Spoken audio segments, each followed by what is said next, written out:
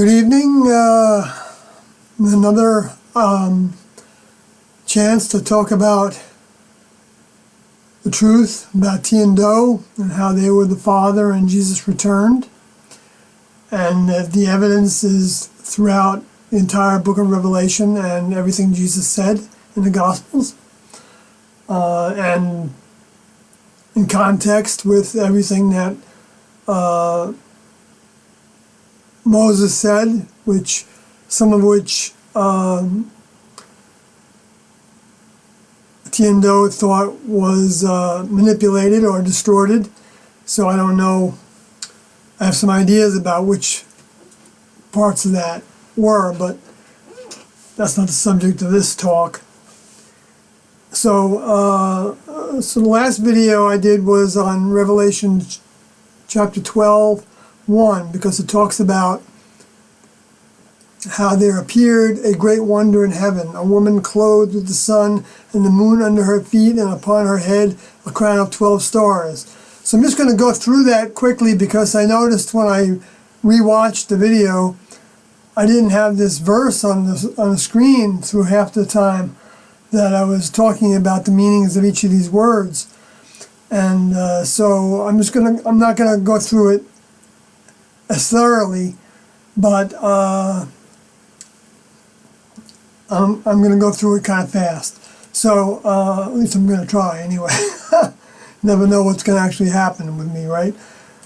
So first of all, this woman appeared, and it's a visual kind of thing, and you can note the word opthen omahi is the Greek word, and just like the ophthalmologist starts with that kind of a word, and it means to gaze, and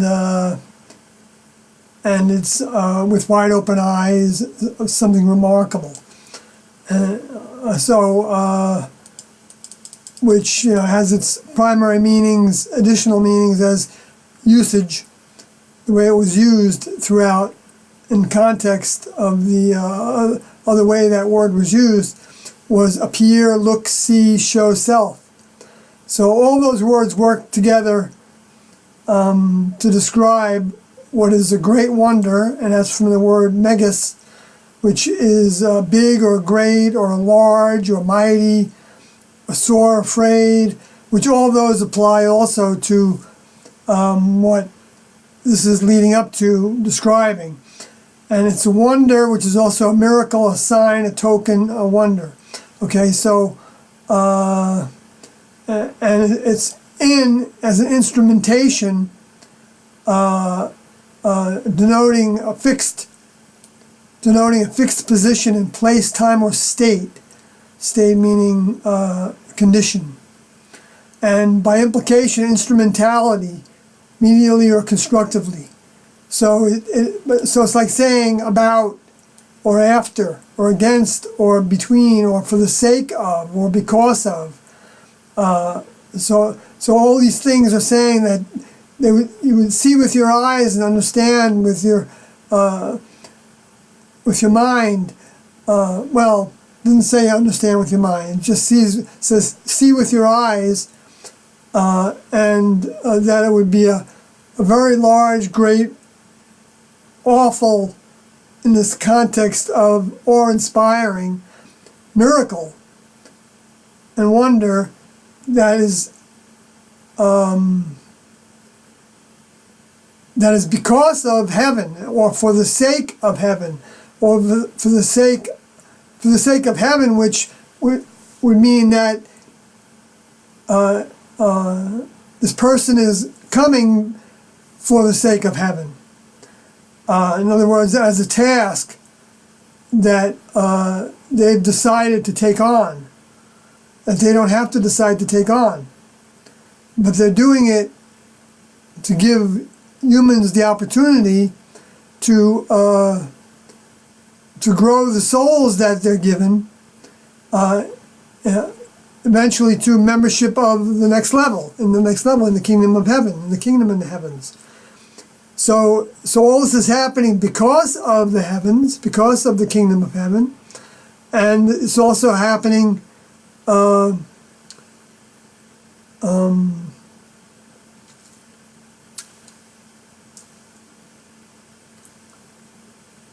I mean, you could say it's happening in heaven, which would then be talking about the sky and the atmosphere of the planet, and would even include the internet, because that could be considered to be part of, you have satellites that are transmitting all the information, so it's not beyond interpretation to think of that atmosphere of the Earth and all the ways that humans are using it, which originally came from the next level as options for humans to do, as the first heaven. And the Jews talked about there were 3 heavens.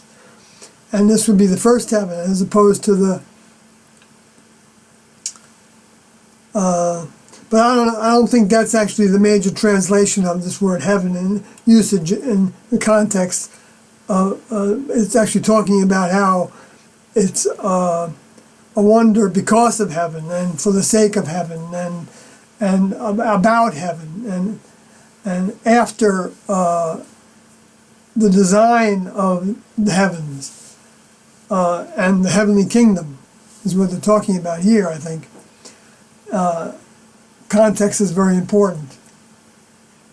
And what people are gonna see is a woman, and that's a generator of life, also considered to be related to the same term as a wife.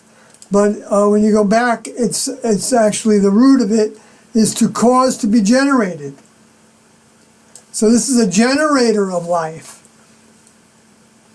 And yet it's in a female context.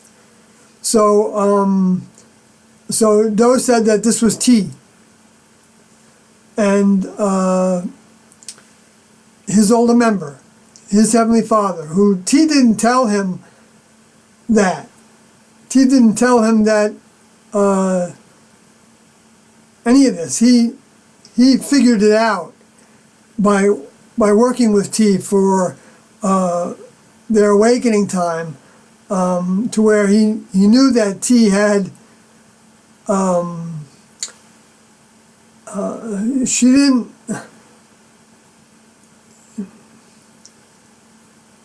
she didn't like wear on a cuff. Is that the way that people say it? Her status, her degree of mind that inhabited that took over that vehicle, that human vehicle that was named Bonnie Truesdale Nettles, Bonnie Lou Truesdale Nettles.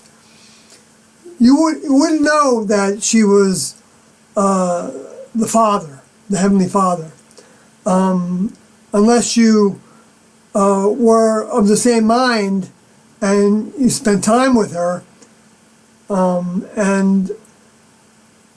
and you were taken by, you were old enough to recognize the characteristics, which I can't say that I was taken with that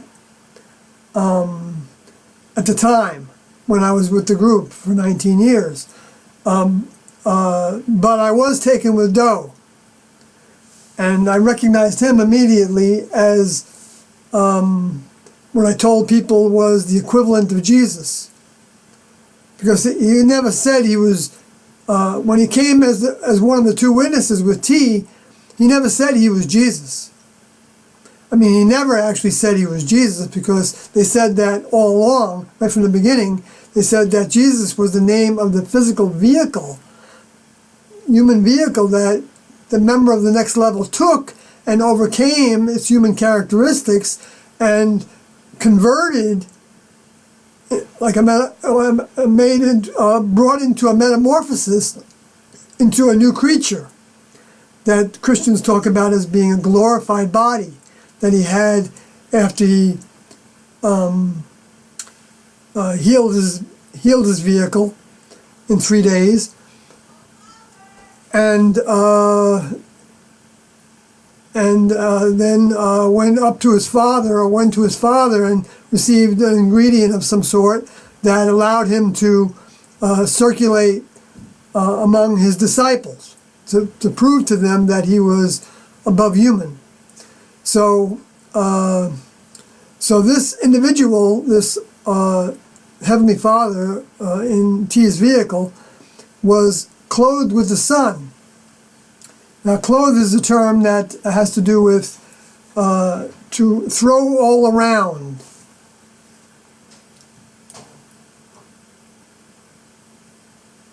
To throw all around, to array, to cast about, to clothe, to put on. And that's what T was doing. She was putting on a human vehicle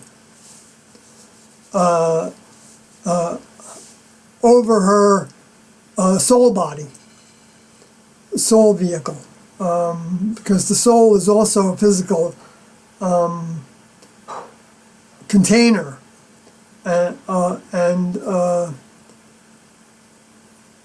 Like Doe called it a pillowcase or a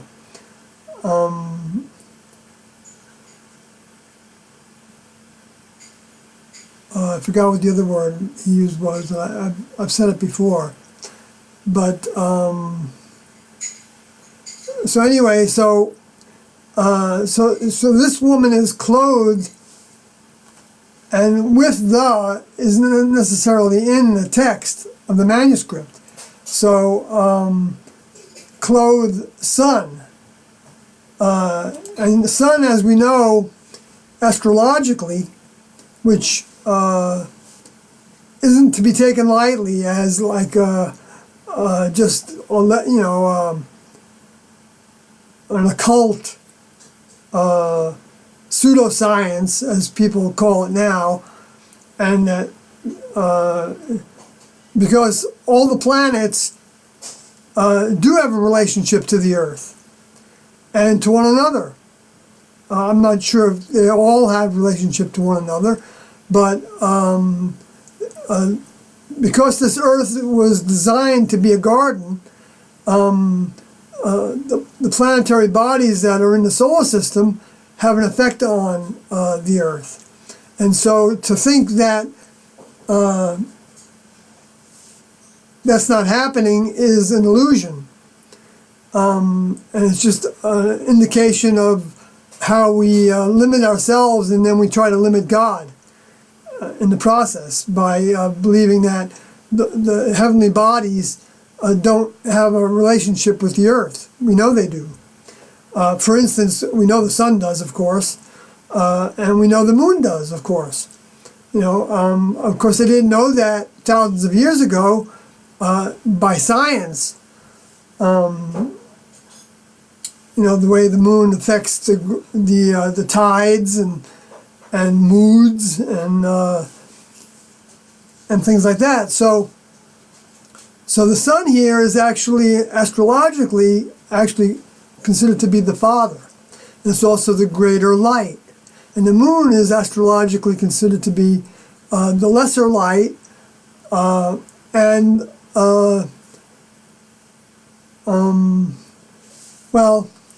I'm going to look at what the word is for moon here.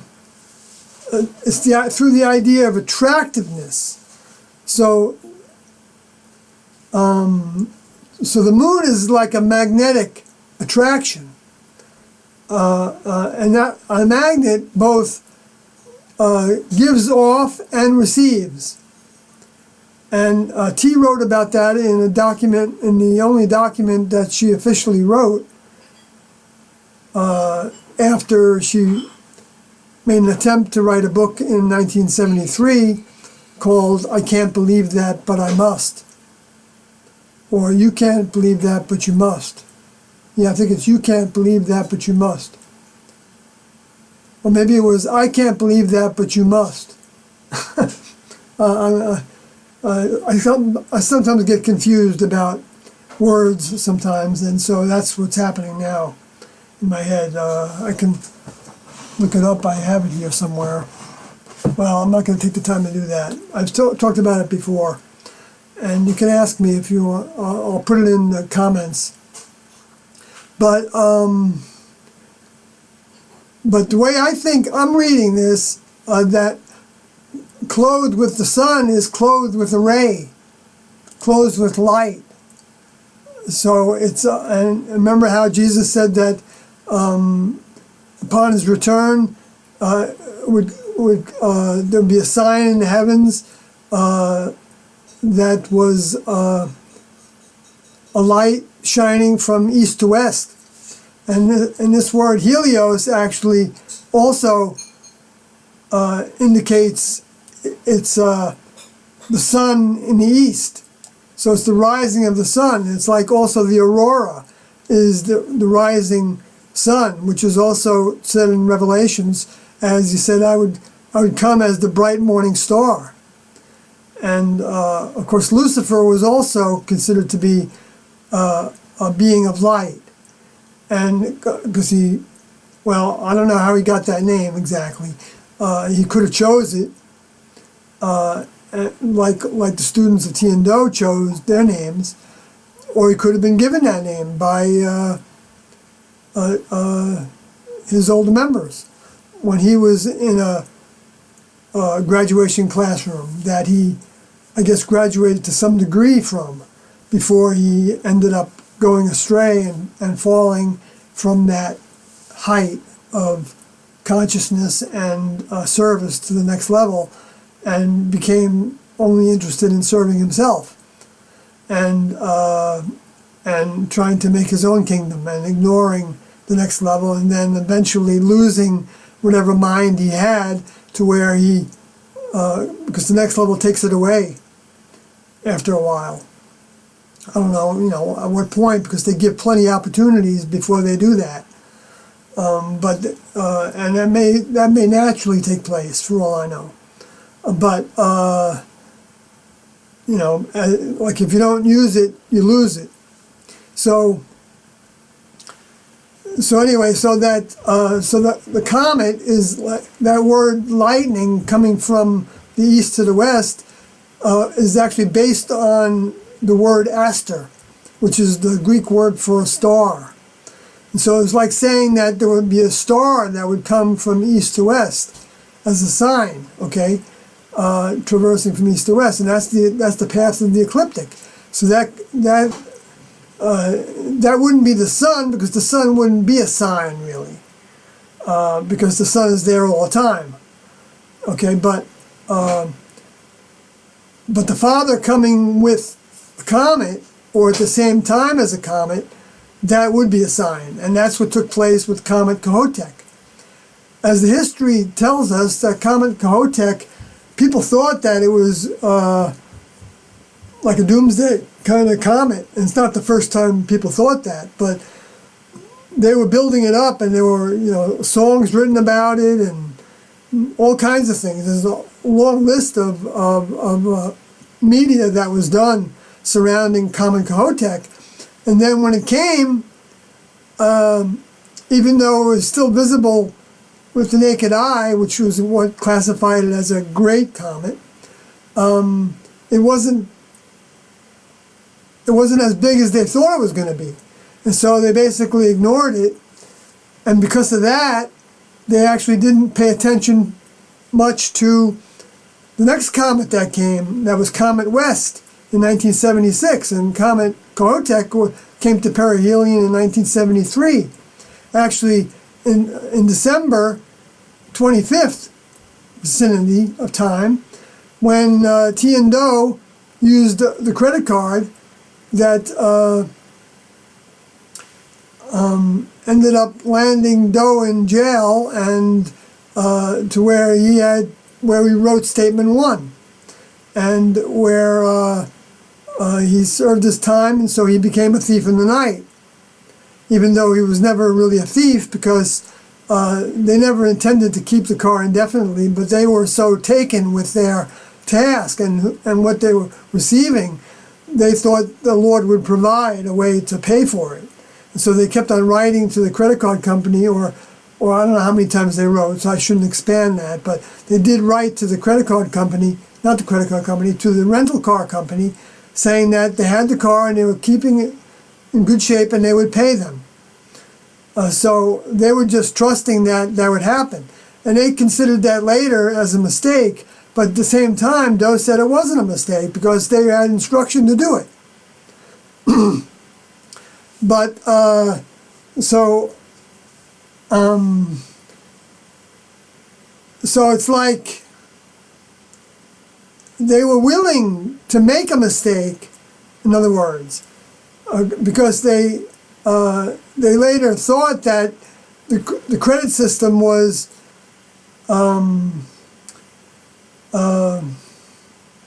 not something to get into, because it kind of binds you. I think Doe talked about it as it binds you to the human kingdom by having that debt over your head that you got to pay, or else they'll take away, your house or whatever. That was before the bankruptcy laws, I guess. But anyway, so I see this as saying, because this word under is saying that it's a beneath or under, which comes from the Greek hupo. Hupo, yeah, that's the way you pronounce it, I guess, hupo. Which under, but a place, it's a location. So that the sun and the moon, clothed with the sun and the moon, at a location that is among, by, from, in, of, under, with. Her, which can be there, feet. And feet is footstool. So it's saying that the generators of life, woman and the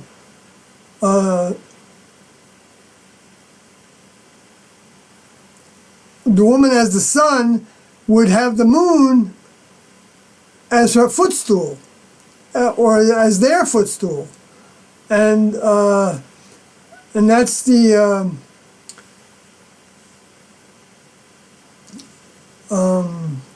or the magnet of the moon, I guess, in that sense. And it also can mean that the moon was also a footstool. In other words, like the moon might be a spacecraft.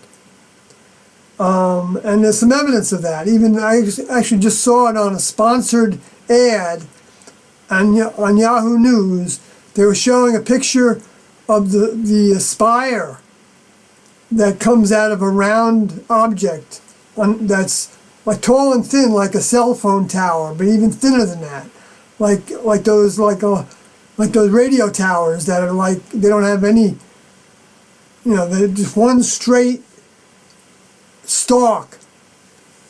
And there's a picture of that, of the moon, and I don't know if I have that picture with me, but let me see if I do. Well, this is from the moon here to the right side of this of my head.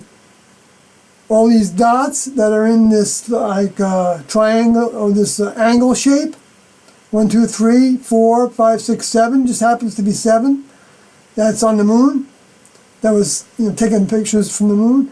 But there's another picture of the spire, and I didn't include it in here because I had so many pictures. And these pictures are from the sun, objects that were taken, and there were many of these, all different kinds of shapes and sizes and appearances, so that you couldn't just rule them out as being just lens flares or whatever that the satellite telescopes were taking, because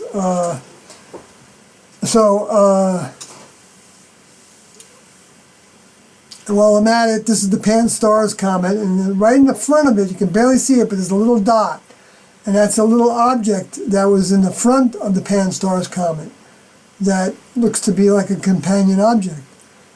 Just like in this one, here's the Japanese photo up here, where this is the comet, it's in the middle, the brightest, largest object, Hale-Bopp comet, and you can see these oblong shapes in the background, and how they're more oblong the further they are away. That's because of the way the light works. But this object is just a little less, looks different than the comet, and yet it's got this little black tail on it, and it's just a little bit oblong, but it's pretty large, and that seems to be the companion object. Because when it went around the sun, Hale-Bopp, it came out the other side, this was not visible anymore. And but then there were three tails. And the scientists at NASA end up having a committee that meets every, at least once a year, I believe, to talk about the anomalies with the Hale-Bopp comet, because there were a number of them. Came out of nowhere, and it was maybe the biggest comet that they'd ever seen, and there was some change of directions and speed as it was coming closer, I believe. Well, that might have been the companion object that was cited to have changes of speed, but it may have been both of them together, who knows, or just one of them. But in any case, there were anomalies, and they ended up coming up with a conclusion that Hale-Bopp comet had a double nucleus that was actually in orbit around itself. So it wasn't like one object with another object going around it. It was both objects rotating around each other. Like a twosome, like a partnership, like Tian-Do. So, which was probably that companion object going around Hale-Bopp comet. I would venture to guess. So anyway, and this is the Pluto picture that you don't see anymore. But I think they may still have it on the website. And it shows like 4 spots that actually are somewhat rectangular in some of the other images. This has got a high contrast put on it to make those spots stand out more, but then also makes them look a little blurrier, not as defined. But they're kind of rectangular shaped, and there's 4 of them. There's one right here on the right side, and then there's 2 here in the middle, and 1 there. And so that's like, to me, like talking about the 4 living beings, or the 4 sides of the earth that Tian-Do depicted at Pluto in a movie that they made that was called, that they said was fiction that was based on the truth. In that movie, Pluto was a spacecraft, and that inside Pluto was an Earth lab. It had a replica of the Earth inside of it. I don't know if it was a working replica entirely, but it was definitely used for communication and to see everything that was happening on the Earth. However, they do that technically, because they had computer systems and who knows what capacity to be able to. In the depiction that Tian-Do had Alodi draw, which I think I saw that picture somewhere, but I'm not sure where. But if I find it, I'll post it. But or maybe I'm just remembering it from my memory because I saw it a bunch of times. It showed the Earth inside Pluto, and then it had levels around it, like platforms around this Earth. And I would say that compared to the size of the humans, or not, the size of the members of the next level that were the technicians working in that lab, compared to the size of the Earth, I would say it was comparable to like being on the tallest skyscraper and looking down and seeing little humans walking around, or maybe not quite that tall, because maybe the cars would look more like the size of the technicians. Because I remember being on the Empire State Building and looking down. Anyway, so Anyway, and so then associated with each of those platforms, and there was like 3 of them, like, you know, different levels of the Earth, of the latitudes, and the Earth looked like the Earth does from space, the way they depicted it, and in this painting. And but they had screens that were huge screens, bigger than any screen like in Times Square, or, you know, in New York, but all around, adjacent to those platforms. So they had 3 levels of screens as well, and there were individuals that were like pointing to the screens, and then a clipboard in their hands, you know, just to make it look real. However they actually do that, you know, and maybe they don't need to point to anything, you know, but it kind of told a story by giving the hand motions and the little clipboard that they had in their hands, one of them, a couple of them, whatever. But so anyway, so that was written, that script was written in 1983 and 4, I believe. And it never did become a movie because when they presented it to some bigwigs in Hollywood, associated with Stanley Kubrick's office, actually, that Coyote knew, Fred Mackey, he's passed now, so I don't mind using his name.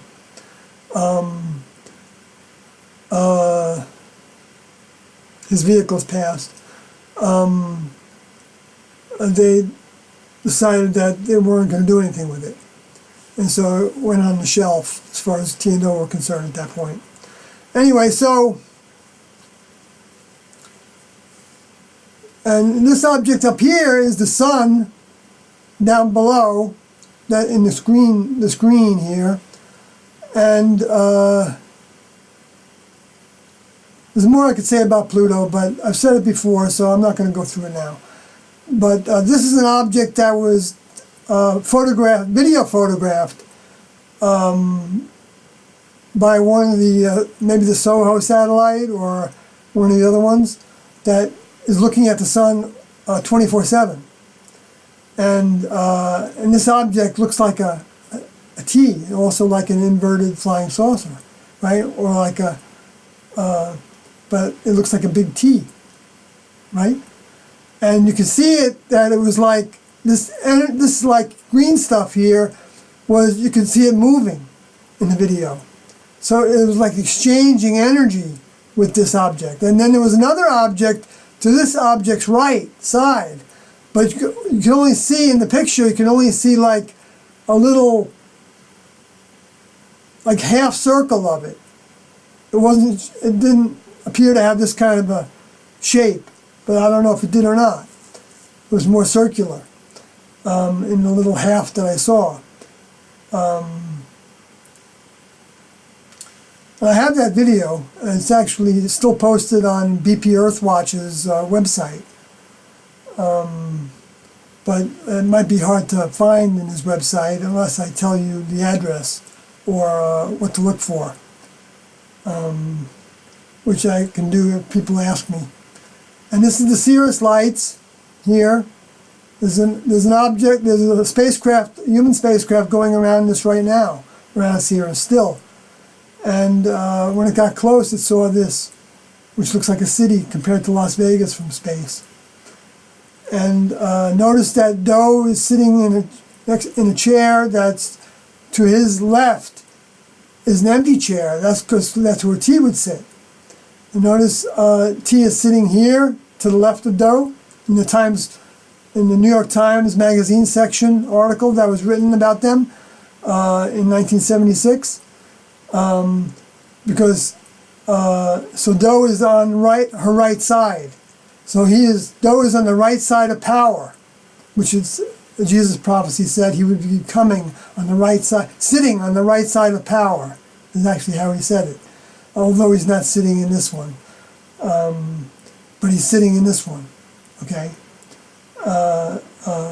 So at this point, he was coming as even partnership with T. They're working together as partners. So even though Do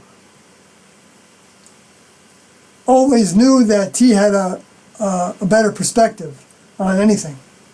So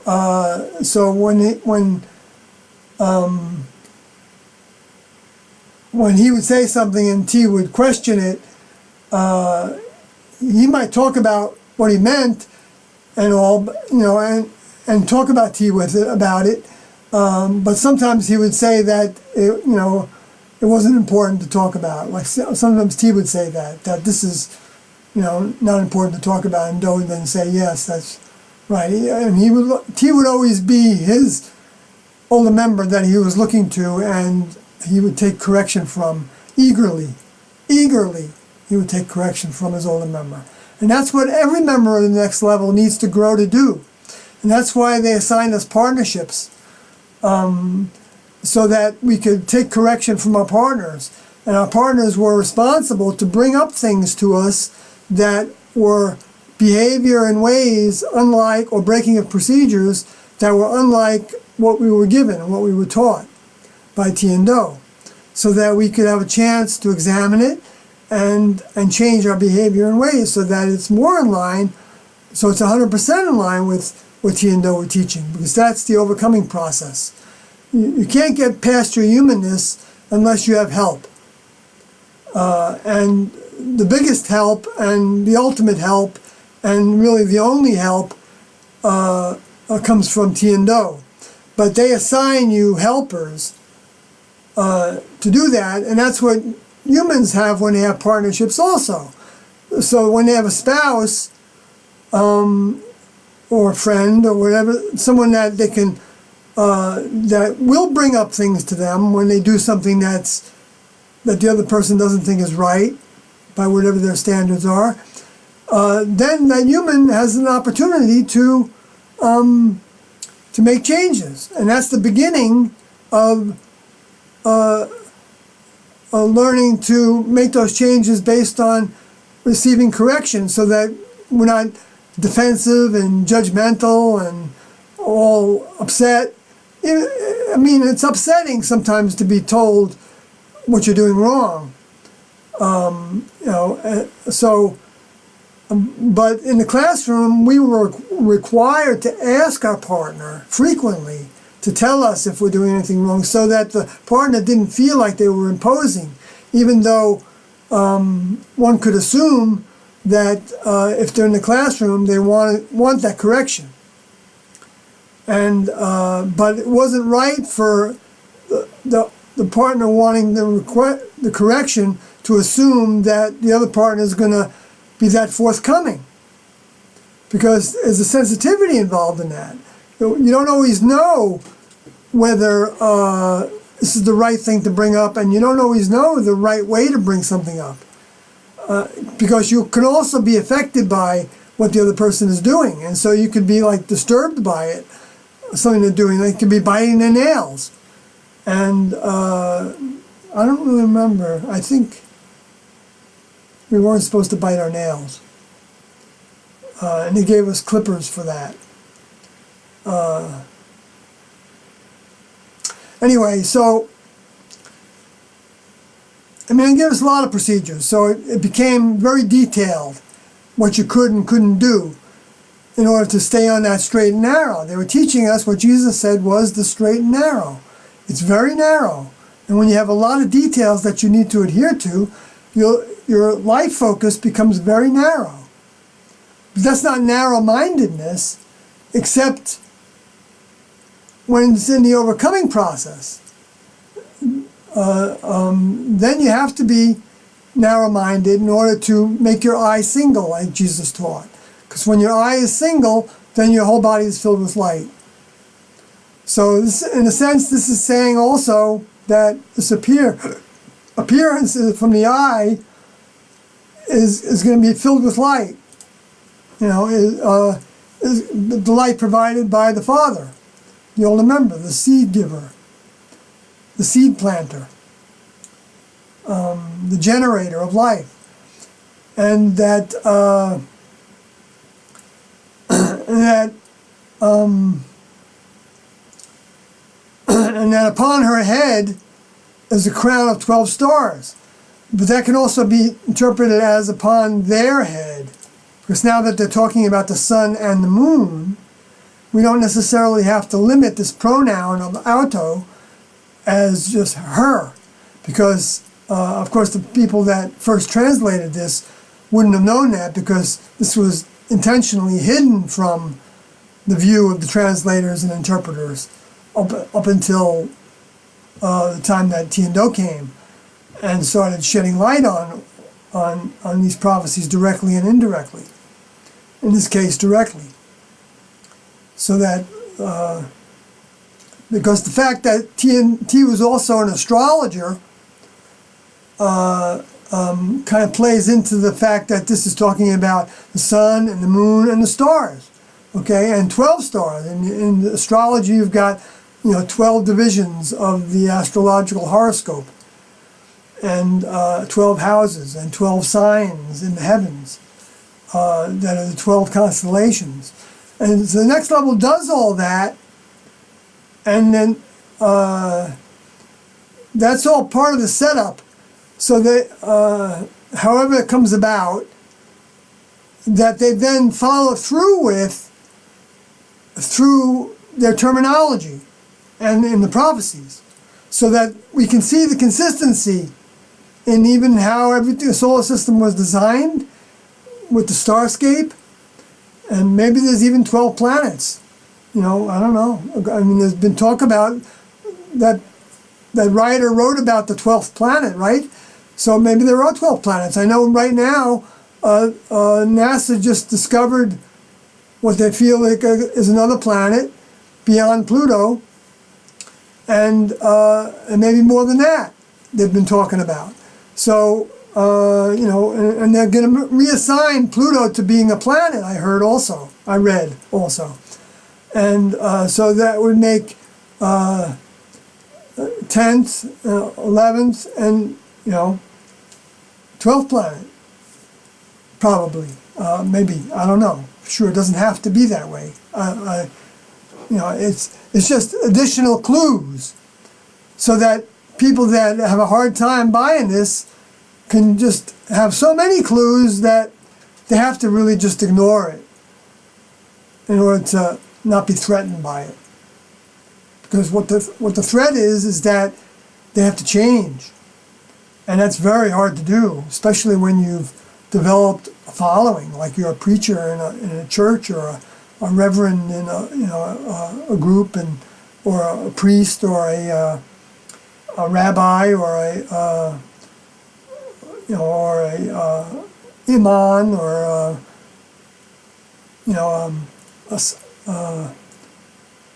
I forgot the name for the Hindu, Satra maybe it was, or a yogi, or a mystic, or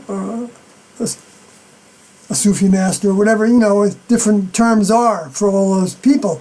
For them to change once they have a following, and they've been preaching for a long time, and they think they know the scriptures in their books, and I'm not saying they don't, but they don't necessarily know them to the depth of what they actually really represent, which doesn't come, which the revelations were revealing. That's where the revelation comes from. It's the revealing. And that Jesus said would be taking place, that he would be revealed. And he was revealed in the 90s, when Doe felt like it was instruction for him to be who he was. Be who he is, but also reflecting on who he was in the scriptures as Jesus. But still not Jesus, because Jesus was the name of the body that he took. But he was the same soul that took that body. And T said that he was the same soul that took the Adam vehicle, and the Enoch vehicle, and the Moses vehicle, and the Elijah vehicle, and then the Jesus vehicle. And finally the Doe vehicle for the 6th closeness. and that they said that the seventh closeness was going to be when Jesus returns, and that's demonstrated in Revelation chapter 19, towards the end, where it describes the older member that's clothed with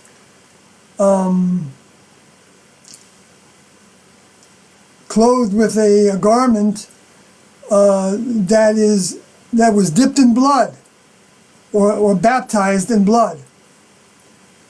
Changed. Baptized actually means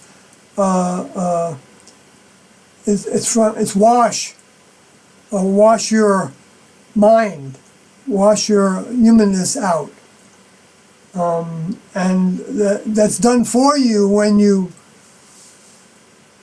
believe in the older member at the time, and you give yourself to that older member and trust that the older member will help you appropriately for your growth. And you take the lead from your older member on from that point on. And so that from that point on, you're not operating with all that baggage of what you did before that. What you did before that got you to that place, whether it was participation in a religion, or whether you were in jail for a crime, any crime, basically, because the only thing that's not forgiven is when you actually talk against the next level publicly, because then you're influencing other people to go against the next level.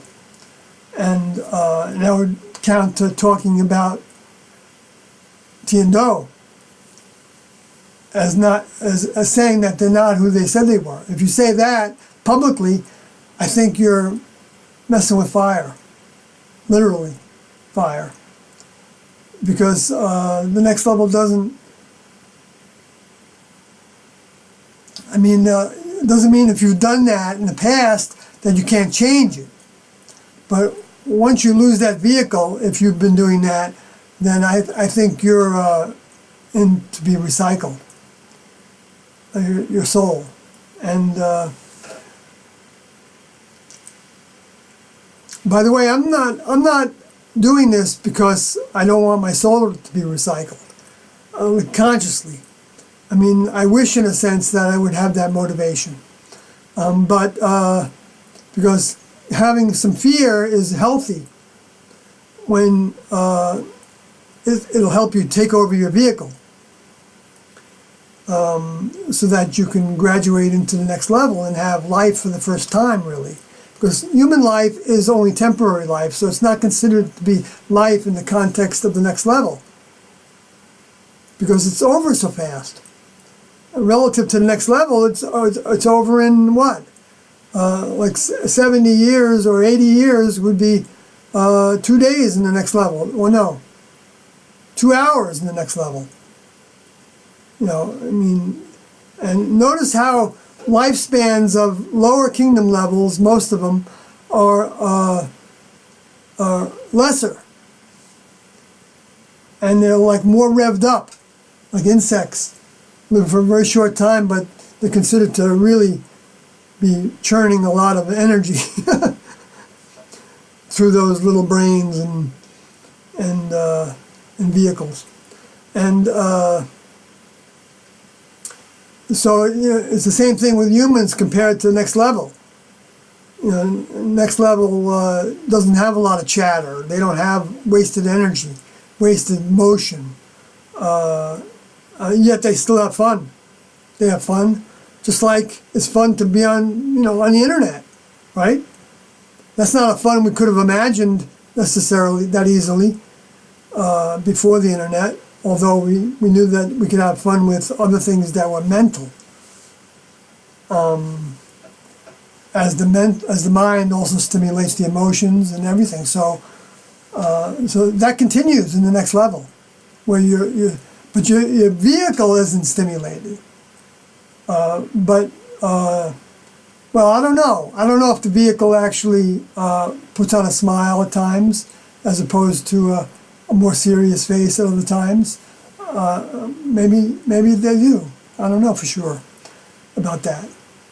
But I know some of the vehicles have a mouth, and some of them can still make sound and speak, and some of them can still eat fuel of some sort. Doe said that some of the first vehicles that we might get assigned, grown for us on a vine, because they don't have human reproduction. Mammalian reproduction is beneath them, primitive to them, might need to take a pill once in a while to provide whatever that vehicle needs, as opposed to a human having to eat a whole bunch of food and drink a whole bunch of fluids and get a whole bunch of sunlight and a whole bunch of breathing a whole bunch of air. All those systems in order to have combustion in their cells and to produce energy. So the human vehicle can operate on its own. It doesn't have to have a mind from the next level. It doesn't even have to have it's got its own mind, and that's the genetic structure and the heredity, because that actually produces mind. Spirit is synonymous with mind. But that's what actually ends up filling a next level deposit of a soul container. It becomes filled with mind, but it's only mind from the next level that's filled with. And that's the same mind that comes from the chief of chiefs down to each of the chiefs, and down to the older members, down to the younger members, and to the upcoming members, the student members, or the infant members, and down to the human kingdom when they're in close proximity, or even maybe set up to be that way automatically to some degree when the garden was designed to be a garden, when the planet was designed to be a garden. Anyway, so I spend more time, but I said some additional things that may be helpful to some. But these 12 stars is actually related to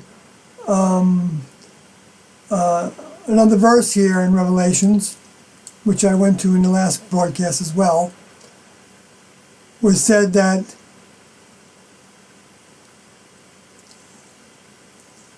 talks about the dragon, which is Lucifer,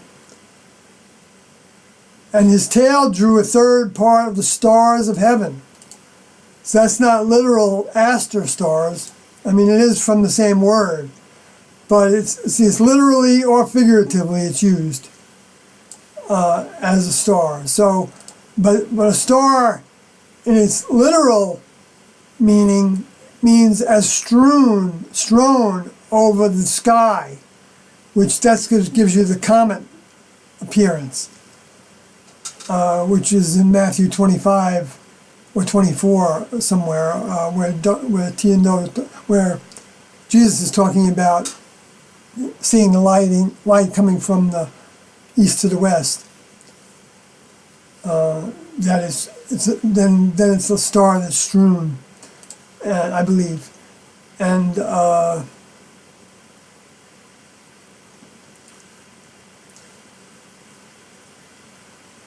well, because actually that part of it came from astronomy. Okay, but I'm not going to get into all that right now because I won't have time to go through the next verse here. But anyway, so a star can actually, when they're saying 12 stars, yes, they can be talking about when it's a crown, okay, and upon her head or her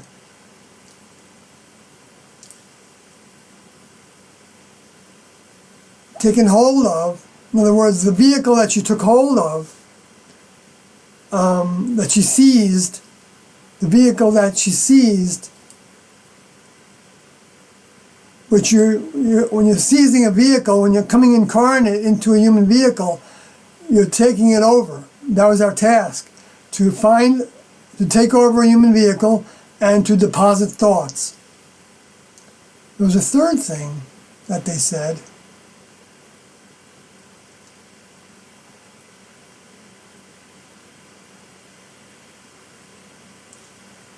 Well, I may be getting it mixed up with that, whatever. So I can't bring it up right now, but I'll try to remember it for a future. But so this is saying that when you get a crown, that's indicating that you received a vehicle from the next level. And the reason I'm saying that is because, well, the word Stephanos is related to a king's crown. You made a king, and it says in Revelations in several places that the graduates were going to become kings in the next level. And also says that they threw down their crowns before they came incarnate, which is the crashes of the spacecrafts, where their vehicles were sacrificed. The vehicles that they were given, assigned and grown for them, that were, I believe, infant vehicles, weren't adult vehicles, because they still needed to come back to the human kingdom to have a finish of their overcoming. I'm talking about, I believe, were the 12 disciples. And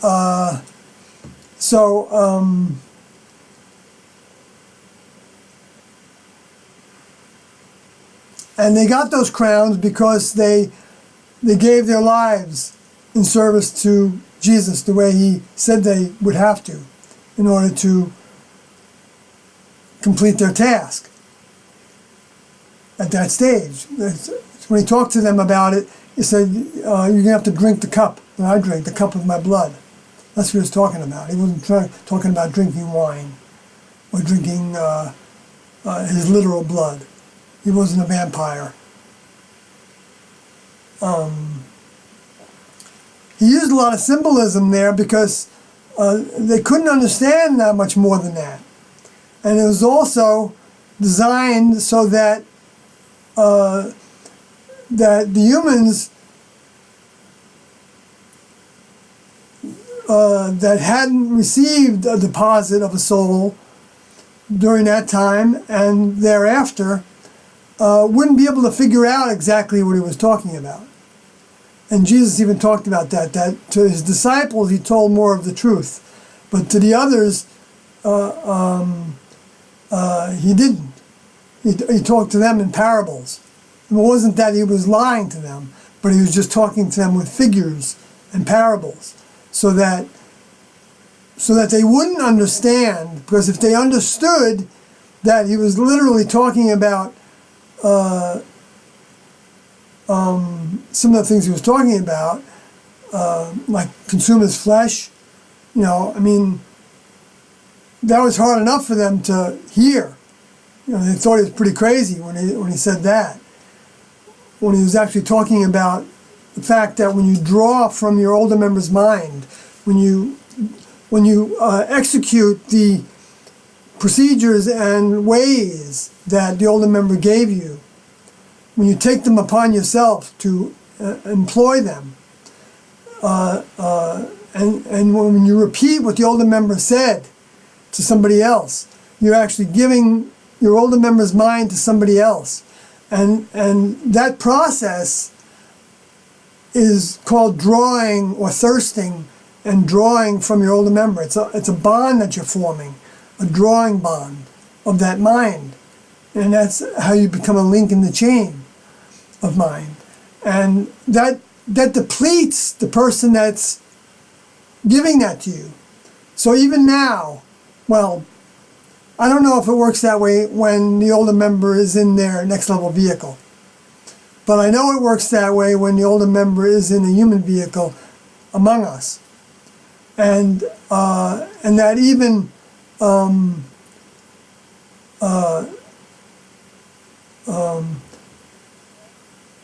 the older member in a human vehicle is also subject to the positive and negative from even the humans in the human kingdom that are having positive and negative thoughts about them and feelings about them. And that's what actually caused T's vehicle to break down. Though she could have healed it if she wanted to. If she felt like she had instruction to do that, she would have done it. But apparently she didn't have instruction to do that. Like she said all the time to Doe, she said, I'm here just to get you started, and then I'm going back, is what she said. And Doe always wondered what that meant. Because he said, going back to where, he thought to himself. Going back to your husband that's divorced them now, and your kids and stuff? He couldn't imagine that, because he knew who T was. And he knew that T knew who she was, and that T also knew who Doe was. And so there was no going back to the human condition to live. But at the time, he just didn't understand what he. And then when she finally left her vehicle, then he knew what she meant, because it was planned from the beginning. And I can show you where in Revelation, I'm going to jump ahead, because it says here, and when the dragon saw that he was cast unto the earth, this is Revelation 12:13, he persecuted the woman. Now, dragon persecuting the woman means that Lucifer is stimulating humans to have negative thinking about T and Doe. But because T is the older member, she gets the brunt of it. Because Doe's suffering draws on T's mind. When he asks for help dealing with the Luciferian space alien influences, he's drawing on T. Also asking for help is drawing from your older member's mind. And so when Doe was asking T for help to deal with his influences, he was depleting, and those influences would be the negativity that was put towards him or them, the same thing. Then they were both actually being affected by the negativity from like the families of the students, or the students that were had a lot of doubts and were having negative thoughts about them while they were sitting there in a meeting, because that was happening too. And T and Doe knew it was happening sometimes. And they would be depleted by that too. But it was a different kind of depletion. Or maybe I should say they were affected by that as well. But that effect was a bombardment with thoughts that they knew weren't from their mind, and they weren't from their vehicles, because they learned what thoughts their vehicles had that were based on the genetic structure and the way those vehicles were raised in the past. To have thinking about certain things and likes and dislikes, and participation in different activities and all that. Those were the kind of thoughts that they were accustomed to having to fight against, which they had under control after a while, and so that those thoughts didn't threaten them. But then they would be sitting in a meeting, and they would have thoughts that they never heard before in that context, and so they would know that those thoughts were coming from the students, or one of the students. They didn't know which students necessarily, unless something happened and the student surfaced it, that they were having those thoughts of doubts or negativity about them, or if they left.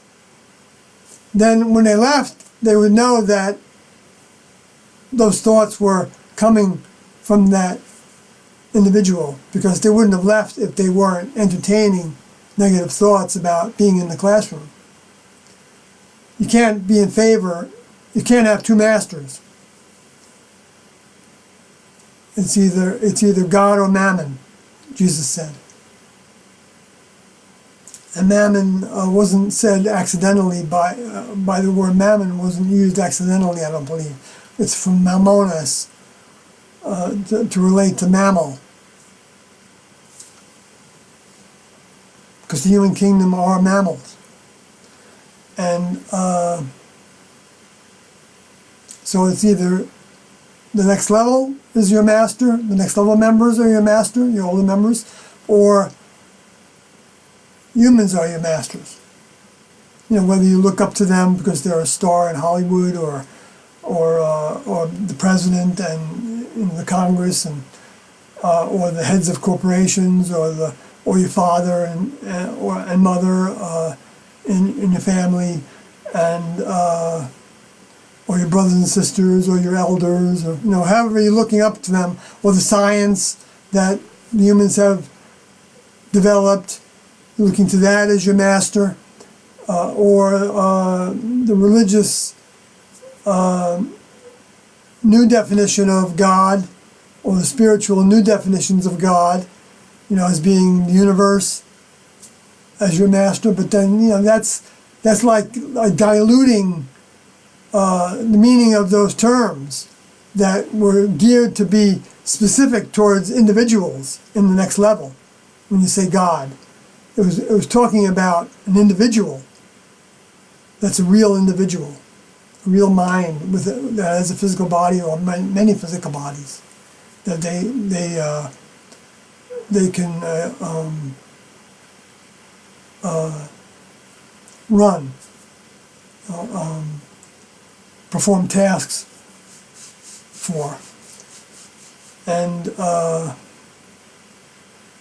wow, I just had another view of that, but I'm not going to go into it right now. But anyway, so, because I don't know if that's from Doe's mind.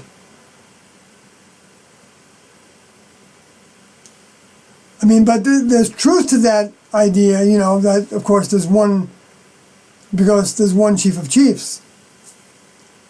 And Doe said that we have to be in the next level, in the next level vehicle, to begin to understand where the chief came from, the chief of chiefs. So moving on. Well, yeah, I didn't finish with this. I started talking about persecution of the woman, which brought forth the man-child. Okay, so I didn't go through that verse that shows that the woman is bringing forth the man-child, which is Doe. The Christians are saying that the woman is the church, and so how can the church, the believers, the students, how can they bring forth somebody else?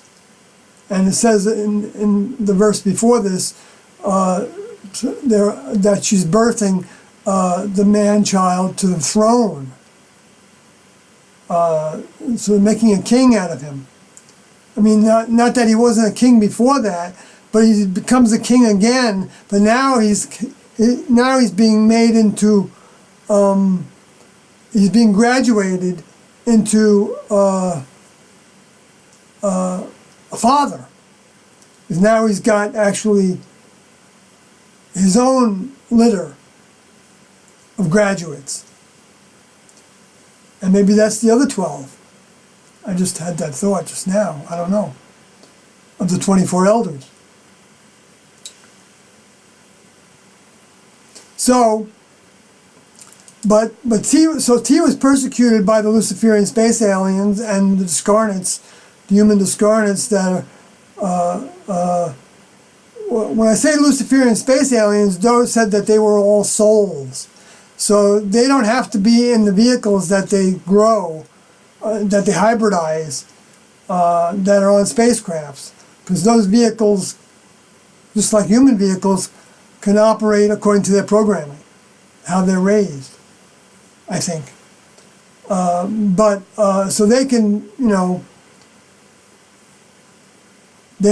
be standing right next to me. And I think T showed me that one of them was in the room with me some years ago, when I woke up, and it wasn't a dream. And I talked about that. I've written about it too. So if you want to know what I'm talking about, I'll try to find you that document so you can read about it. Because it was interesting for sure. It gave me it put a more concrete recognition on what I already believed to be so, that there are spirits that are invisible to us. But Tiendo talked about how, they could, members of the next level could be among us and be still physical, but not seen.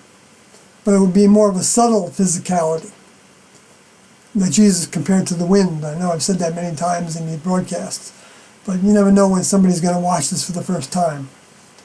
So I have to kind of repeat myself in order to really round out all these terms and ideas and thoughts and teachings that I got from Tiendo and that are evident in all the Jesus prophecies in the book of Revelation.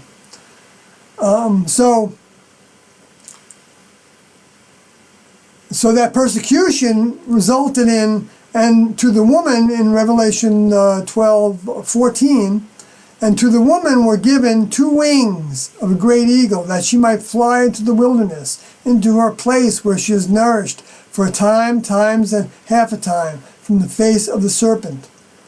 Well, it's real interesting that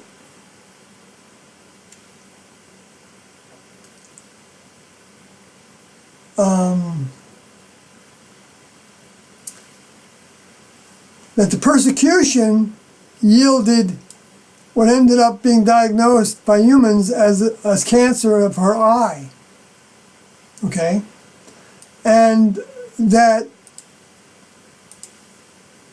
while she was dealing with that, I'm not sure to what degree because they never talked about it. And I never saw any indications of it from T. I never saw her acting like she was in pain, but I knew that she was on a different diet at times. But that might have been even after her eye was removed, when she could only hold down like toast, tea and toast. So she was having problems, but she wasn't letting anybody know about it except Doe. He knew about it. But I guess it wasn't procedure for him to talk about it, or them to talk about it. So it wasn't instruction for them to talk about it before the eye was removed. And then even after the eye was removed, they never talked about what T was going through. And then 2 years later, it was 2 weeks before we found out that she was incapacitated and mostly sleeping. And that Doe said that she was diagnosed with liver cancer. So anyway, so during that time before her eye was removed is when they moved up to Black Hawk. It's very interesting, that this is an eagle is actually talking about an eagle from its wind-like flight, but it's also like to breathe unconsciously, respire, to blow air. So it's so eagles are known to live at the highest heights in the mountains, and we were at Black Hawk, Colorado, where I was only there as a retreat, maybe 3 times, maybe. And all the out-of-crafters and in-crafters actually were there, except for 6 students. I think sometimes it was 4 and sometimes it was 6 students that were there to actually manage the house and the grounds and the buying and of supplies and to live, so that T and Do could focus on their task of birthing the classroom, and T to focus on her task of preparing Do to finish that birthing as midwives, and that's the term they used. And so flying into the wilderness, I believe, was going into the mountains in Black Hawk, because it was quite remote in that area, and it was very high up. It was like 9,000 feet or more in that location. And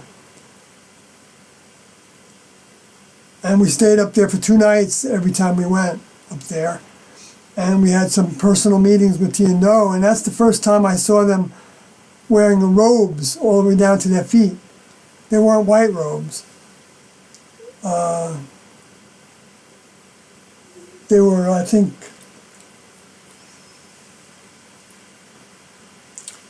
well, I know the robes we had were beige and brown, and nobody had black robes, and nobody had white robes. They were some kind of color or shade, lighter and darker. And we didn't walk around with our hands folded, okay? But we did have meditation at that time. I talked about that in a previous video. And so it did feel very holy. I mean, it appealed to the religious side of my programming.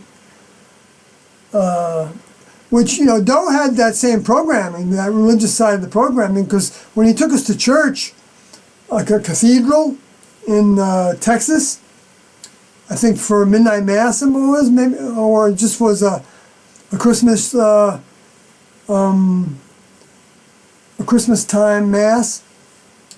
He took the whole class. T and Do both took us to the mass, and Do took us later to a mass, and he felt that place, because it was established as a place where God could be. The next level does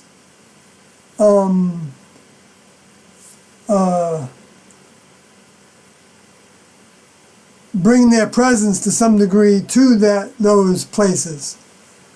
Like Jesus said, wherever 2 or more are gathered in my name, I am in their midst. So it's not like I'm not, you know, even though Christians are by and large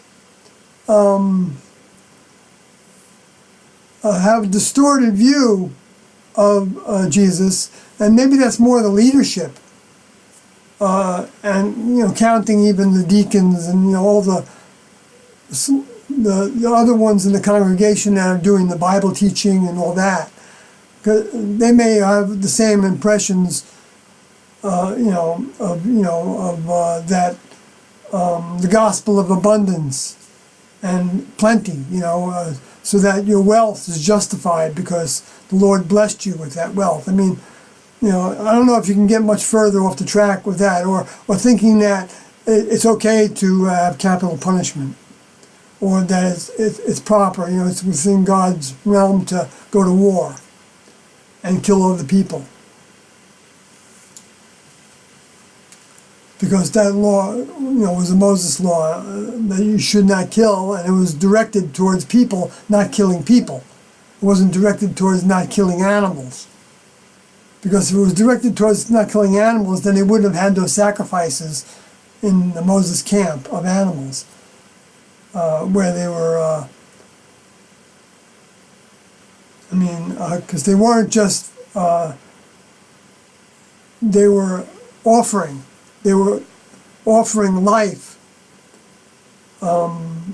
which was the predecessor to how we need to offer our own vehicles life to the next level, if we want to go all the way towards moving as fast as we can towards membership, towards our next step. And that offering of life took on a different shape and form when it was in grade school, the toddlers in the Moses camp, and then when it was in the Jesus camp, it was shown more for what it is, where Jesus said, "Deny yourself, take up your cross, and follow me." So all those three things were what made a disciple. So deny yourself means put your will in their hands, so that you don't have a will for your life anymore. And anybody can do that right now to T and Do, and they won't regret it. But it doesn't mean that what's going to happen from that we don't know what's going to happen from that necessarily, because it depends on what the next level wants to help you with. But it will entail helping you separate from the human kingdom and all your ties. But it doesn't mean that it's going to be like a chopping on the axe, to where, you know, they're going to do something to your family so that they die or something like that. They wouldn't do that, because they wouldn't take away that other person's option to have their lesson times in that human vehicle. Even though people do die, of course, you know, as babies and very young and all different ages. But that's the plants that are dying. That's not, and if those plants had grown to ask for help in some way, and the next level wants to save the spirit from those plants, they can. And that spirit actually can be part of the evolution into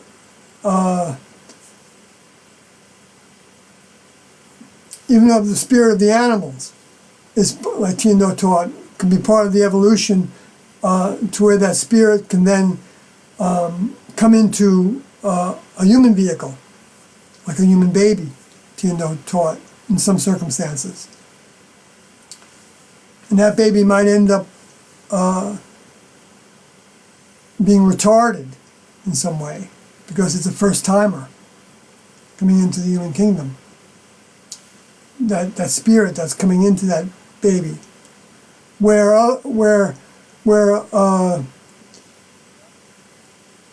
if it wasn't a first-timer, well, I mean, I don't know if I see this correctly, but human plants are timeshares, Tiendo taught, so that all the discarnates that have an interest in that baby, which I don't know if there's going to be many discarnates that are going to be interested in operating with a baby vehicle, unless they want to kind of establish themselves with that baby. I don't know. That, you know, that's but I think because Tiendo talked about how influences leave our vehicles when those vehicles don't provide the human activity anymore that those spirits, discarnates, want and thrive on, or programmed to want. Because at the point that they're spirits, they're basically like a software program.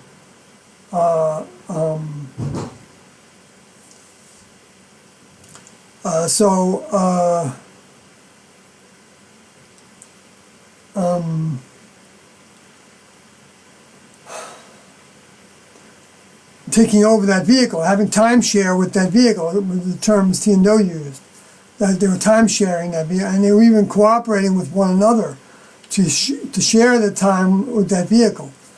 And it's when you got two strong spirits that weren't cooperating with one another that well, that you have like a schizoid personality, to where you can have opposite behaviors, or one could kick out the other because it's a stronger spirit. So anyway, I'm not going to go into that anymore, but those are all little snippets of many things that Tiendo said. I mean, some of the things that Tiendo said about that. They didn't say a lot about each of these subjects. And they didn't necessarily repeat themselves either many times about some things. Other things they said a number of times. So now they got way off on that tangent. So anyway, so I think this is referring to Black Hawk. And she was nourished for a time there. And we got some pretty strong lessons at that point. And they got some interesting information that you can listen to the Black Hawk tapes. I posted them on my YouTube channel. Just search on Black Hawk or ask me for the link. But if you go down to the next verse, is one that I was headed towards. Well, it says, then the serpent cast out a flood of water after the woman. And see, it also means the same thing as in the direction of the woman, to the back of the woman, after the woman, backward, behind the woman, following the woman. So, so that she might be carried away by a flood of negativity, carried away by the flood. Okay? So it's coming out of the mouth is the stoma.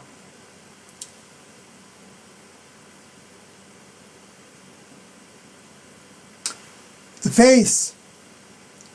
So that's like coming out of the edge, the cutting edge, you know, it's like the sword's edge of the two-edged sword. There's also the same word used here that seeks to cut our root systems in the other context. But in this context, I believe it refers to the humans that are putting on the face of the lower forces, and having the edge of the cutting edge of the lower forces, the weapon of the lower forces being their mouth, which that's the weapon of the next level too. Not the weapon so much, but the sword of the mouth is what is used to cut us away from the human kingdom by breaking our ties. And so that may be the same relationship we're talking about here, and so that it's the families largely that well, see, we had the families form a network that were looking for their loved ones, and we ended up learning about their newsletter, and that's when Tiendo had us go back to meet with those families, and we traveled. I went to New York for the weekend. I spent 2 nights there, and 2 days with my vehicle's mother and vehicle's father and sister and brother, and some of the other relatives came to it as well that knew that I had chosen to join this group, and they hadn't heard from me before that, except for when I made the arrangement by a telephone call to come there. And so they didn't know if I was dead or whatever, but even though I told them in a long letter what I was doing, but that was 1975, and now this was 1985. So you could see that, I mean, the task was to reduce the anxiety of the family members so that we weren't so affected by their draw on us. Because when you're connected, the human kingdom also has roots, just not seen roots, but they're connected to one another. It's just a mental connection. And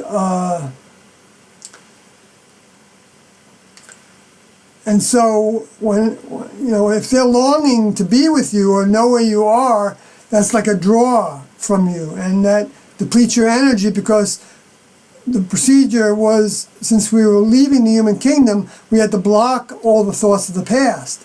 So that would mean that those thoughts of the past were like knocking on our door, and we would see them and say, oh, no, I'm not going to think about that. If they would think, about their mother, for instance. The task was to then block that thought. Block out your vehicle's mother, because that's not your real mother anyway when you're bonding with a new family, when your mind is bonding with a new family. It's just it's the mother of the vehicle, and the vehicle is and the reason is what having that battle is what helps build strength of mind to be able to block those thoughts so that you don't even have them anymore after a while. Or that you see them coming and you don't even know the specifics. You just know that it's something that you are going to cut off. And the same thing happens with sexuality and everything of the human kingdom. Anger.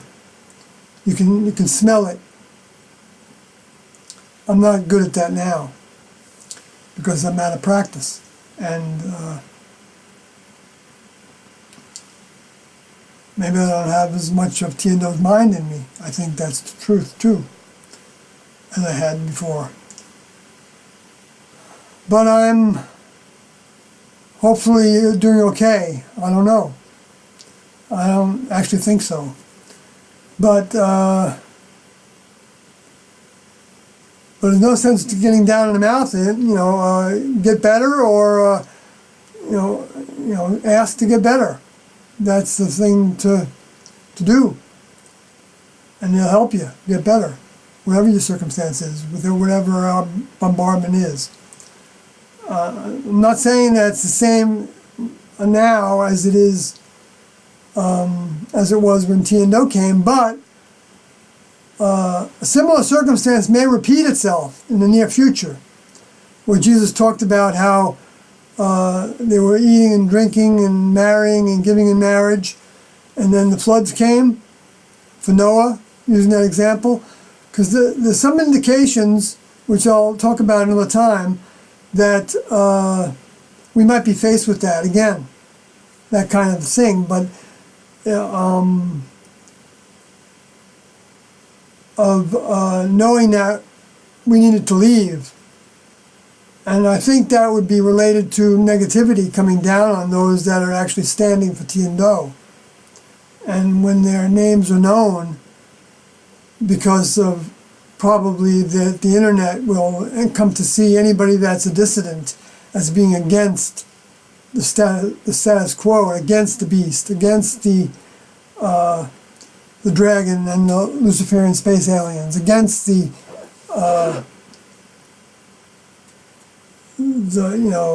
higher echelon of the human kingdom. So that like a dissident, like in the Hitler days, not just the Jews went to the concentration camps, the dissidents also went, if they didn't cooperate.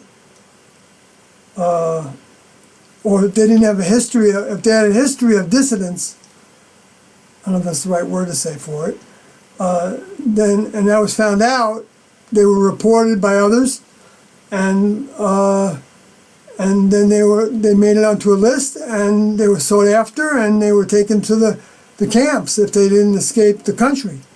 So we may be subject to that in the near future, to where we have to leave whatever surroundings we have at the moment, because we've been talking openly against the existing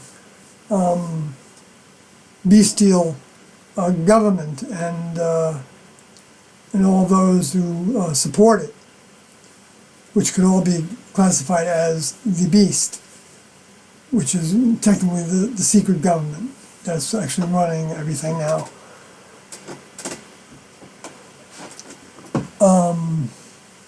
So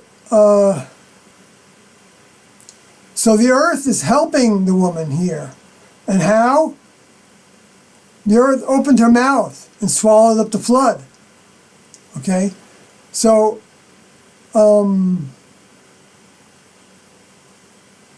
this expression of the earth opening up its mouth is an expression that you can find in the Old Testament related to going into the grave. That's the earth opening up her mouth. So, and you can also look at it as it was instruction for T to die, her vehicle to die, instead of leaving with her vehicle. So this was given right from the beginning. And the only reason they thought otherwise was because they had instruction to think otherwise, think and talk about that it was going to happen in another way, because that ended up, the way I see it, as being a filter of all those students that weren't joining T&Do's classroom for the best reasons that would put them in that category of being able to complete the task. Because when they got to the point to where they would have to lay down their own lives, if they were there to get a ride on a UFO, they would never stay there and for that. So it was better for them to leave the classroom well ahead of that final step. Because for their sake, and also for the next level, for the older members' sake, because the older members spend a lot of time on each student. I mean, I'm talking about T&Do spending a lot of time on each student. Not with them necessarily one-on-one, and not necessarily discounting when they give meetings with the frequency that they did, and but at night, into the wee hours, sometimes they said they would go over every student in their mind, thinking about how their older member could help them grow, what they could do to help them grow faster. It's not like they were speed demons, but they weren't on a lackadaisical pace. This was like a training program. And so there was a schedule. And they wanted to be ahead of that schedule. So that, but they wanted to give, they wanted the students to have the optimum opportunity. So they played the schedule right to the end. And that's what the Hale-Bopp comet represented, and they recognized that it was. That was the spacecraft that they were always anticipating would come and pick them up. Not the comet itself necessarily, but whatever object was with it or near it. What actually picked them up could have been there all along, in close proximity, but I don't think so.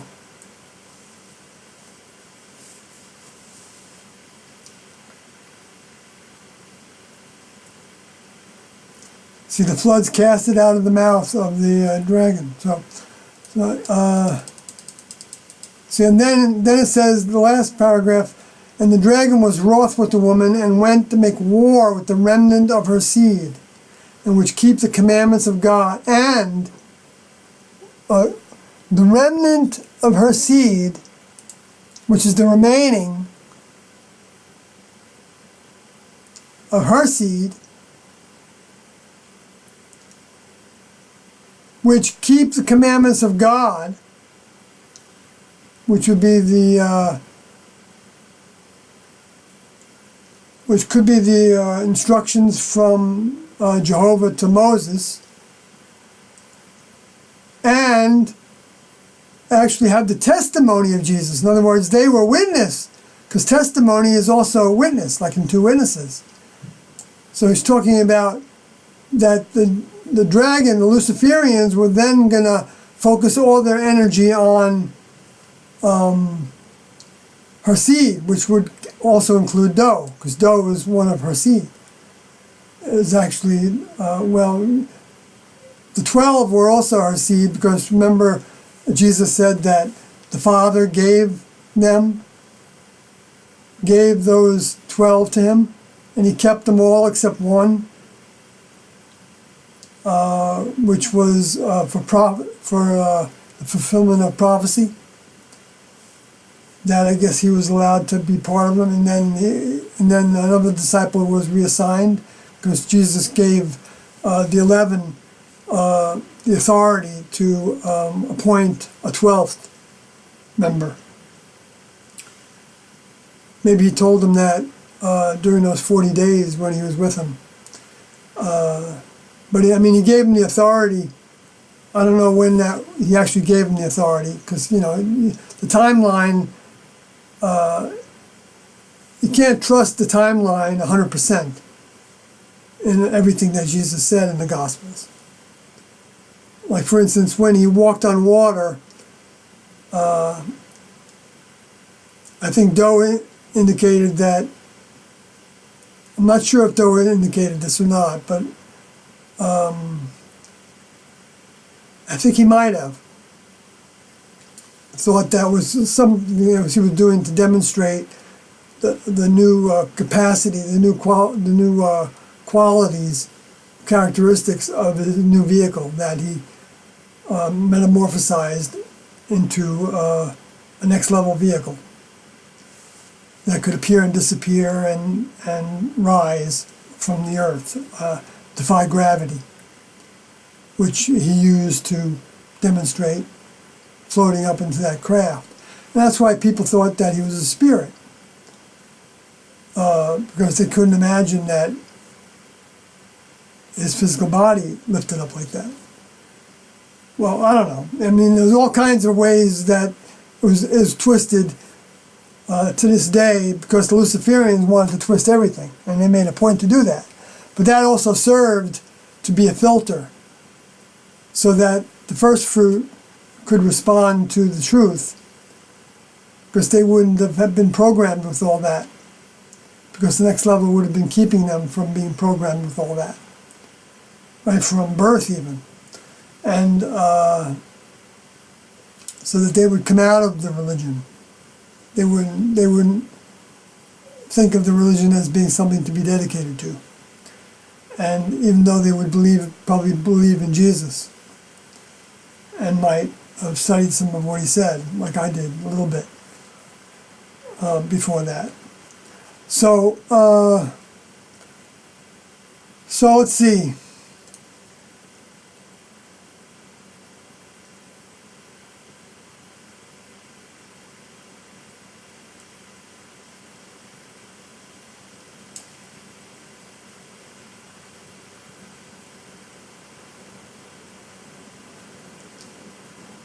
So the only thing I didn't go to, which I wanted to do, was just show how this word crown was talked about here.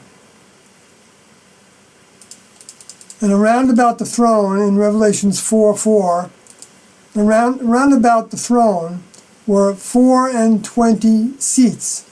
And upon the seats I saw 24 elders sitting, clothed in white raiment. In other words, they had a white vehicle, or what might not have been perfectly white, but maybe it was. Next level, Tiendo said that vehicles in the next level come in all shapes and sizes. Maybe they didn't say all shapes and sizes, but they said different shapes, sizes, and colors, even, I believe Doe said. So even if this is meant to be white as snow, which there is indication of, that Doe was returning in a vehicle that had a head that was white like snow and like lamb's wool,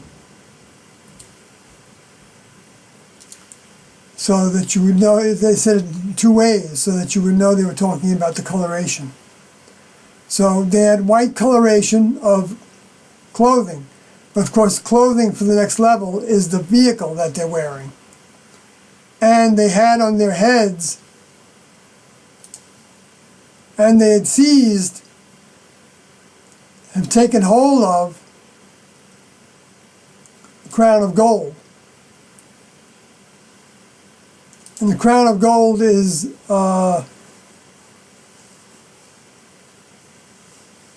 that would relate to they're having a next level vehicle, because gold only comes by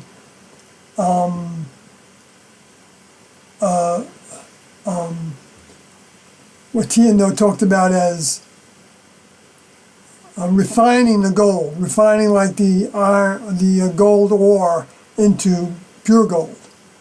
They also compared it to churning the milk a curds and whey to get butter. So the butter was the fruit. So the butter was like the crown.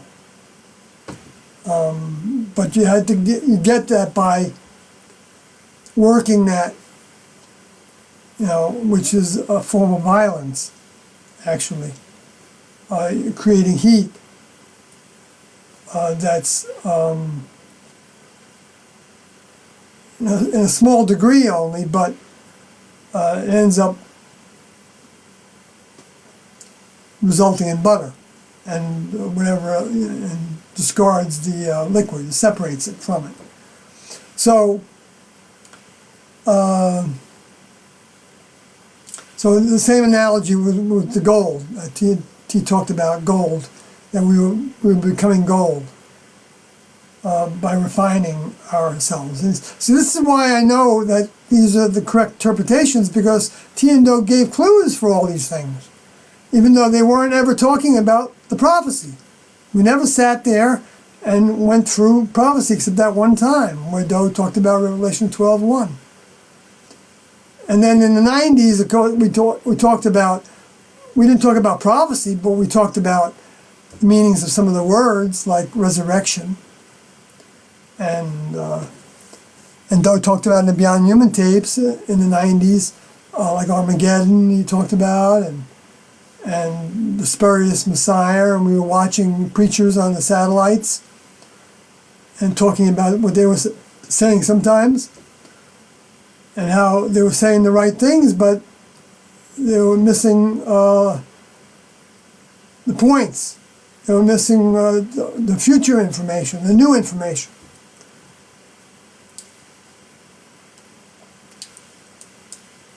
The greater interpretations and translation. But then it says, out of that throne proceedeth lightnings and thunderings and voices, and there were 7 lamps of fire burning before the throne, which are the 7 spirits of God. Well, I'm not going to try to talk about that right now. But then it said here, and before the throne was a sea of glass. Oh, wait. I was trying to show the crowns here.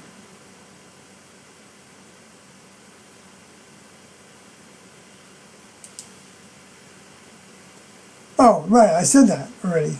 I just kind of skipped over it. That they had crowns on their heads. But then it also said, oh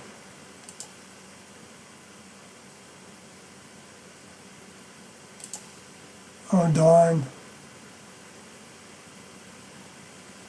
What did I do? Oh, I'm sorry, I didn't change this back to this screen here. I'm sorry.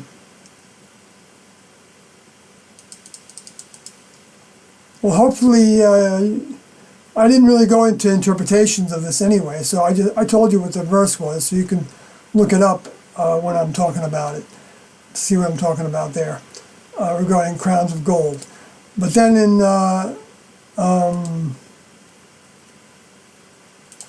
crowns, when I looked up the other usages of that, 4:10, I think, was it the other one, where it says, Revelation 4:10, and the 24 elders fall down, which down actually means fall down, or fail, or fall down, light on.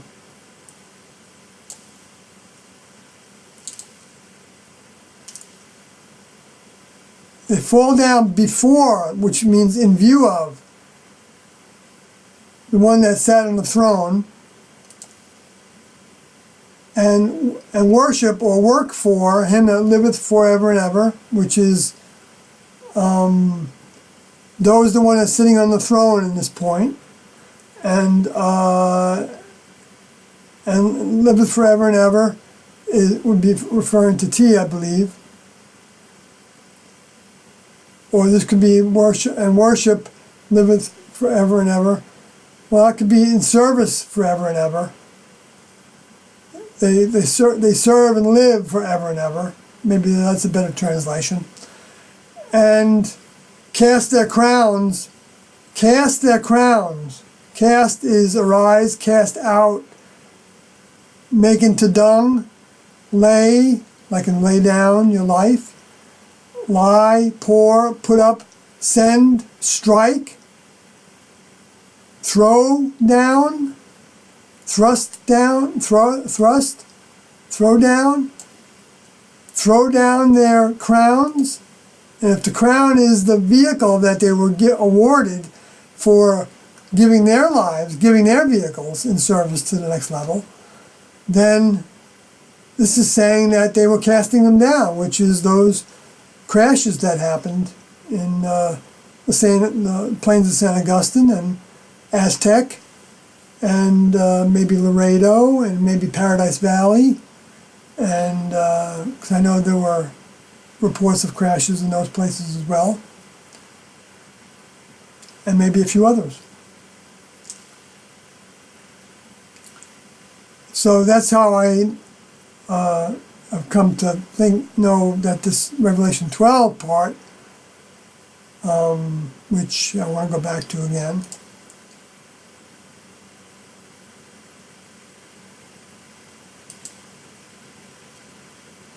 is a crown of 12 stars.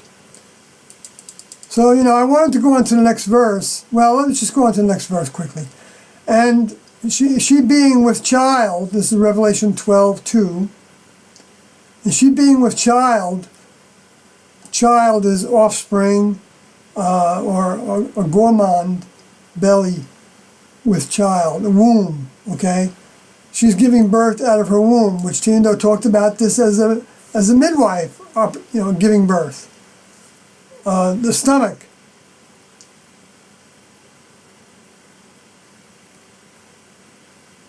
Which would relate to the vehicle. The vehicle is the instrument of that birth.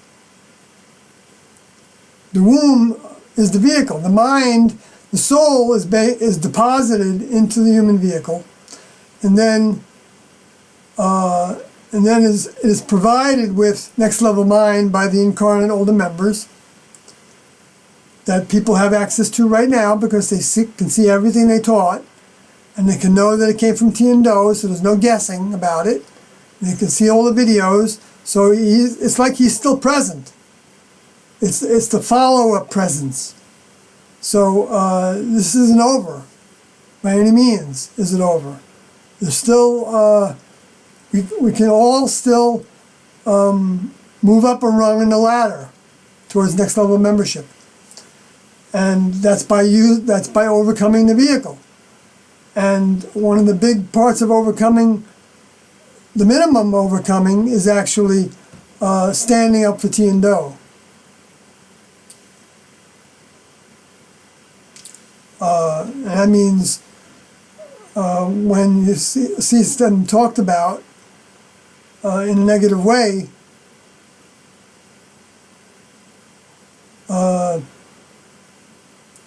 rising to the occasion and saying that that's not necessarily the case. That's not what you understand from Tiendo. They didn't say that. And then correct them if you know the correction.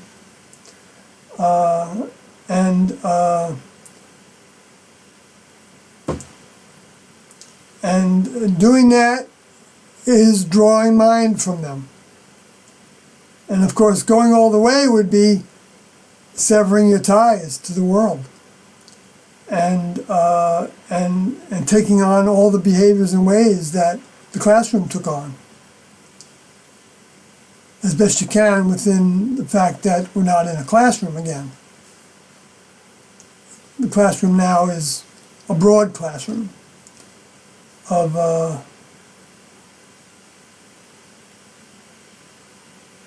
the bigger school is what we're in now, as opposed to the one classroom that's for the graduation students, for the seniors.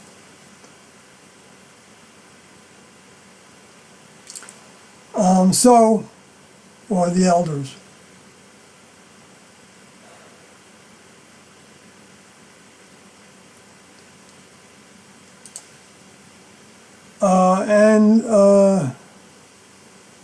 And this is a difficult task for T, because she couldn't stand how slow he moved, and Do too. But I know I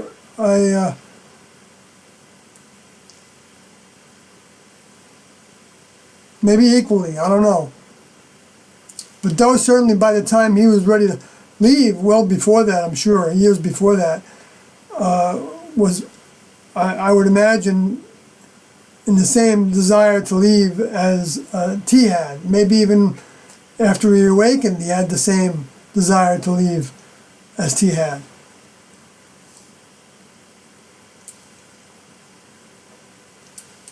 In birth, it has to do with to experience the pains of parturition,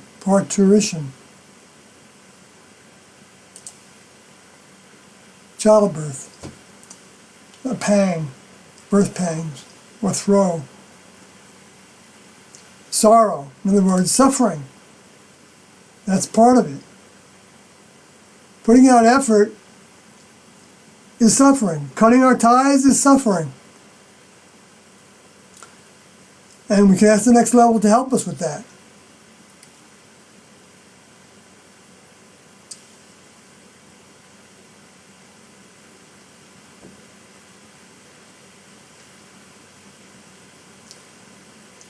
It's not necessarily going to be the same for everybody, but everybody eventually does need to separate from the human kingdom to be crowned, to receive a next level vehicle, even if it's an infant next level vehicle. They have to separate, like the students did in 1975 and 1994. And you have to stay separated from the human kingdom until you leave, until you exit your vehicle. And then that shows the next level that you've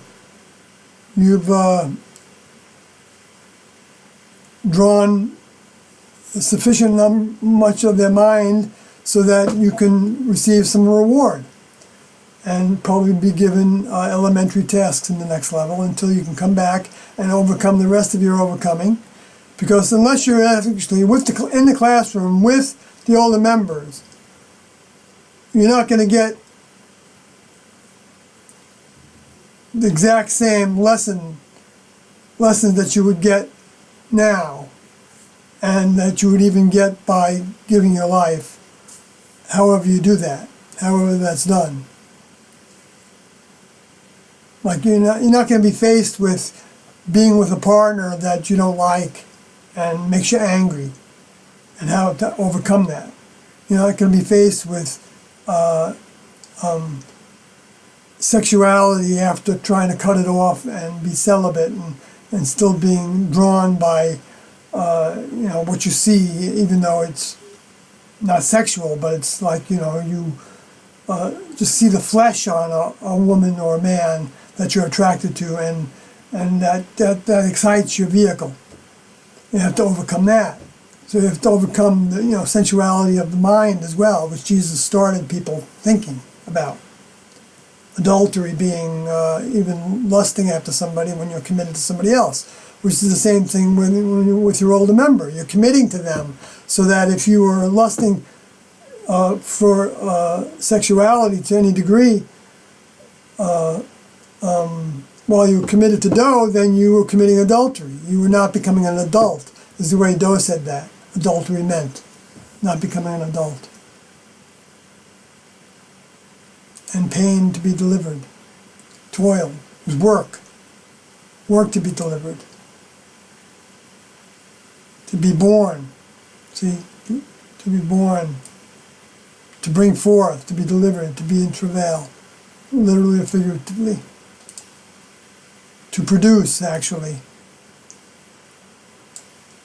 Pain to produce. Which to produce is actually to be of service to the next level. Then we're producing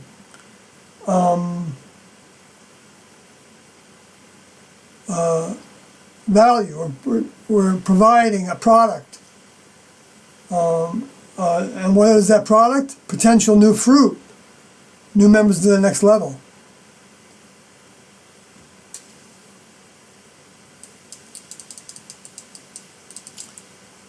So I'm not going to go through this next verse now, because I think this is long enough, and I've covered a lot of territory, and I think I did a better job than last night, except for that time where the scripture wasn't showing that I was talking about.